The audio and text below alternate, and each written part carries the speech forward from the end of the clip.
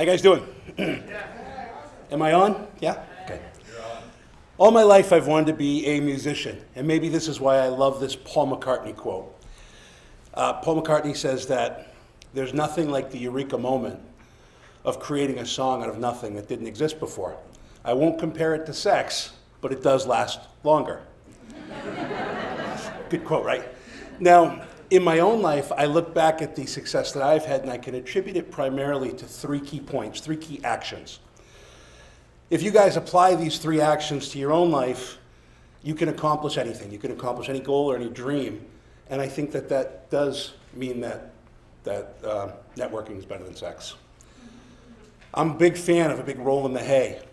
But I can tell you that after you put these things into your process and put them into your life, that it will make a bigger impact. How many of you guys have a hero in your life? Probably all of you, somebody you've really wanted to meet.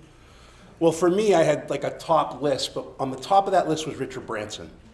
He's fearless, he's an adventurer, he loves music, he's an entrepreneur, he's very giving. If you've heard of Virgin Unite, they give a lot of money away. I really loved everything about him, and I understood that he was pretty impossible to meet, right? Most of your heroes are.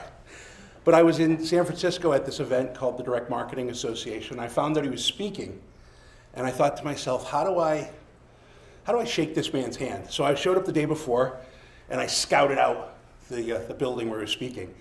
And as I'm walking around, I noticed that the security guards were actually, some of them were smaller than me, a pretty big guy up here. So I decided to come up with a plan. I took some pictures of the security guys, and then I made my way down to the local big and tall store. And I bought the same outfit. So I showed up the next day as security for Richard Branson and company. And I realized during his speech that there were some VIPs that had paid extra to get a meet and greet with Richard. So I looked at my buddy next to me, and I said, come on, you're my VIP. Let me introduce you to Richard. So I walked proudly backstage, shoulders high, head high. And I just went straight back, and I introduced my VIP to Richard. There he was, the man, the myth, the legend. And then I introduced myself, and I handed my business card to him with a $20 bill wrapped around it. And I said, this is the first 20 we're going to make together. And he says, I'll do my best English accent. Oh, all right, great, brilliant. It's terrible, but anyway, so I wasn't really prepared as to what to do next, because he goes, well, how are we going to do that? And I went, whew, sweating. And then I said, I don't know what I said, but I know it was enough, so at the end of that conversation, he goes, oh, okay, well, here's my email. And I got Richard Branson's email address. Pretty surreal, right? So my first tip, my first action item I want you guys to really take in is to take fearless action. Say yes more often in your life. Now, it's really scary to say yes, to walk into the unknown. And I understand that. But when you say yes, you at least get a shot. If you don't take any action, you got no shot at all. Now, there's a follow-up to this story. A few years later, my company made Inc. 500's fastest growing private companies in America. We were number 1 in the business products and services category, number 27 on the entire list. We had almost a 7,000% growth year over year. And so I got invited to Necker Island. And I'll tell that story some other time. But I got invited to Necker. So I went up, and Richard remembered the $20 bill wrapped around the business card. So I said, I'm kind of surprised you took the 20. He said, well, let me give you your first lesson on Necker. You don't get to be a billionaire without taking people's money. And then he proceeded to dump a ginger beer on my head. That's his thing. He always dumps ginger beer on people he likes, so I guess I was off to a great start. And I've seen and interacted with Richard over the past 15 years, a dozen times at least, and I still admire him today. Moving on to my second tip. Now, I didn't always hobnob with billionaires. Matter of fact, most of my relationships that are valuable, important to me, are with people who, when I met them, they couldn't afford to wrap a $20 bill around a business card. If you're not a real entrepreneur, if you're not lying awake in bed at 2 a.m. wondering how the heck are you going to make your payroll on Friday, that's I've had that happen so many times, it's scary.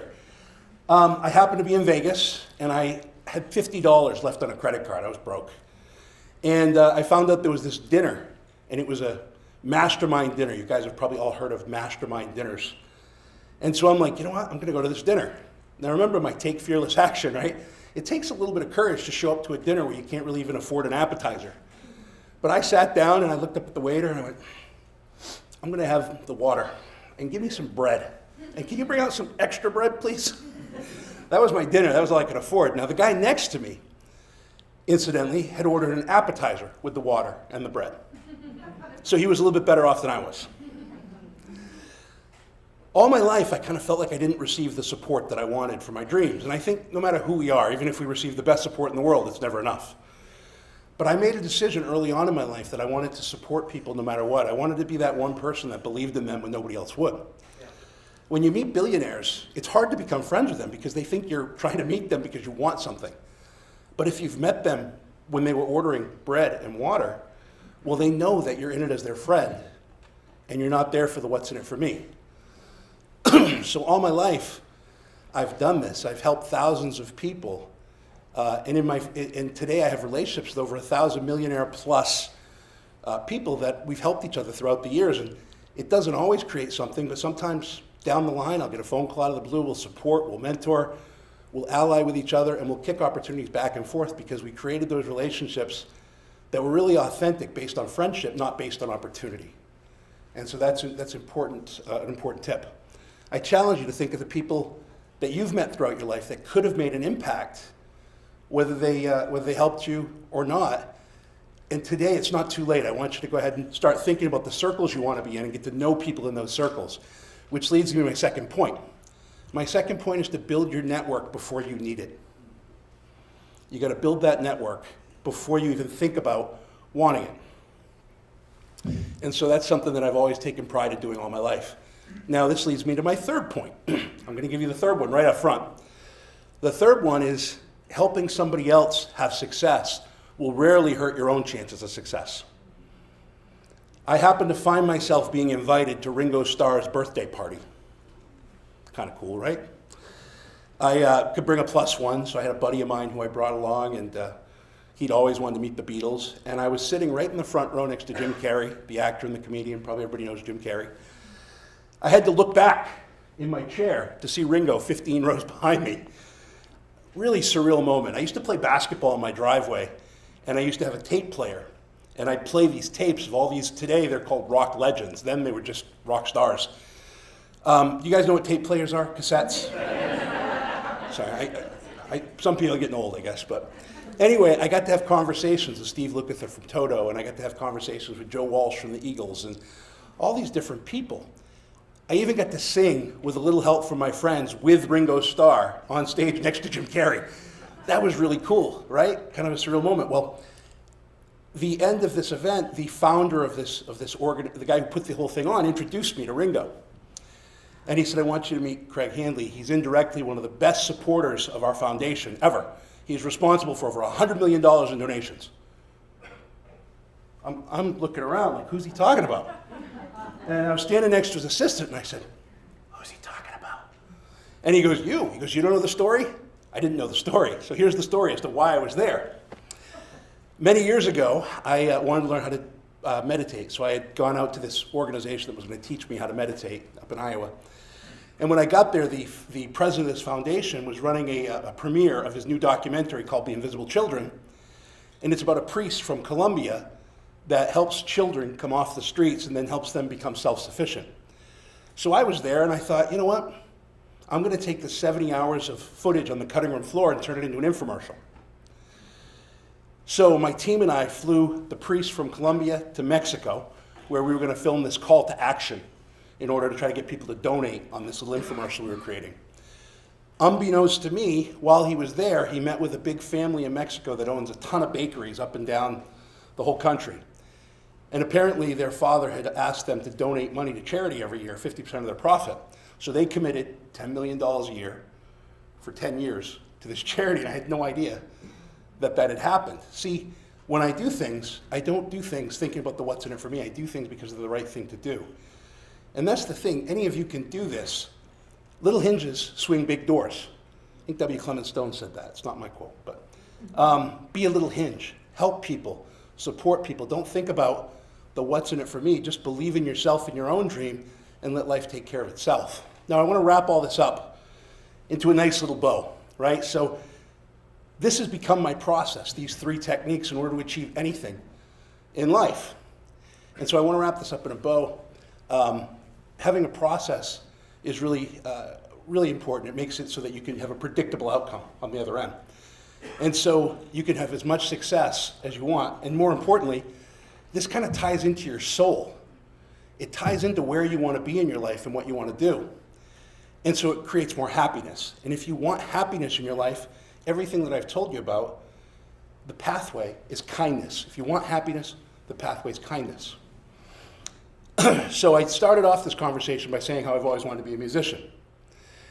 And so as I started to, I've used my process to teach hundreds of people how to get out of their own way, follow their dreams, follow their heart, and do what they really love. And then from there, at the young age of 48, I decided to semi-retire and pursue my passion for music. Here's what I did. I was fearless. I started to contact anybody I knew that was in the music business. Now remember my technique, build your network before you need it. So if you want to be a veterinarian, if you want to be a lawyer, if you want to be, no matter, dancer, a comedian, whatever you want to do, build your network before you need it. Start reaching out to people and try to give them value. For me, I hired some people as mentors because I had a little bit of cash from my businesses, but it doesn't have to cost a lot to have mentors. And there's also the human equity value. See, when you start to meet people, like if you wanted to be a rescue animals, like my daughter does, and I've explained this to her. I said, start a podcast, talk to other people that rescue animals. Now your value is, number one, you're creating content for them. That type of content's worth $3,500, $4,000. There's value in having a podcast interview. Once you have that, you're starting to build relationships. You're starting to build your network. Start sharing your network. Build your network before you need it and share it with others. I don't want you to be in the field. I want you to be a leader in the field. And that's what I've managed to do with these 3 simple techniques. So over time, I ended up running into this producer and songwriter. I found out that he had a software platform for musicians and he was looking for funding. So of course, I wanted to support others because I knew it would rarely ruin my own chances of success. So I sent the email I got from Richard Branson. 10 years earlier, 20 years earlier, I don't even remember when it was, but I copied him on the email and I introduced Richard to my new producer-songwriter looking for the investment because Richard's into music and into entrepreneurism.